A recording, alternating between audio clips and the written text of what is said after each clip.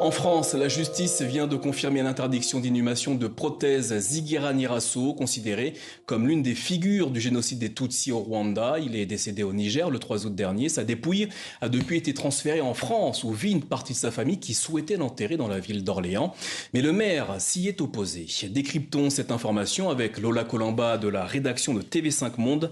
Bonsoir Lola. Bonsoir Namouri. Alors commençons par les faits Lola. Pourquoi la dépouille de cet homme fait-elle polémique? Eh bien écoutez, tout commence il y a quelques jours lorsque les proches de Prothèse Zigiranyirasso partagent son faire-part de décès sur les réseaux sociaux. Sur le document, on lit que l'homme sera enterré le 28 août au grand cimetière d'Orléans après une messe en l'église Saint-Paterne. Mais des associations de défense des victimes du génocide tombent dessus et elles s'en offusquent parce que pour elles, Prothèse Zigiranyirasso, eh bien, c'est l'un des principaux planificateurs du génocide de 1994. Écoutez à ce propos Alain Gauthier, il est président du collectif des parties civiles pour le Rwanda. Pour nous, ça a été l'étonnement le plus grand. Toute sa vie, M. Z a été interdit de séjour en France, bien que sa famille réside, une partie de sa famille réside à Orléans.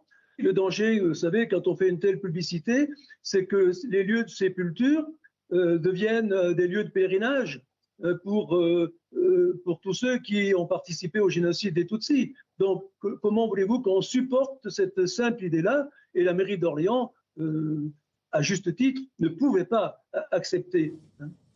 Et justement, après cet entretien avec les associations, le maire d'Orléans, Serge Grouard, prend un arrêté qui interdit l'inhumation de Prothèse Zigiranyirasso dans sa commune. Une décision exceptionnelle, prise en raison, selon lui, du risque de trouble à l'ordre public. Il faut savoir qu'il y avait une centaine de faire-part, plusieurs centaines de faire-part, qui avaient été envoyés par la famille. Alors Lola, justement, en parlant de la famille, quelle est sa position? Eh bien, la veuve et les deux enfants de Prothèse Zigiranyirasso contestent cette décision. Ils ont saisi le tribunal administratif, ils ont déposé un recours, mais la requête a été rejetée aujourd'hui même. La dépouille aujourd'hui, elle se trouve donc toujours dans la banlieue d'Orléans, à la morgue. On a contacté l'avocat de la famille, il se dit choqué de cette décision.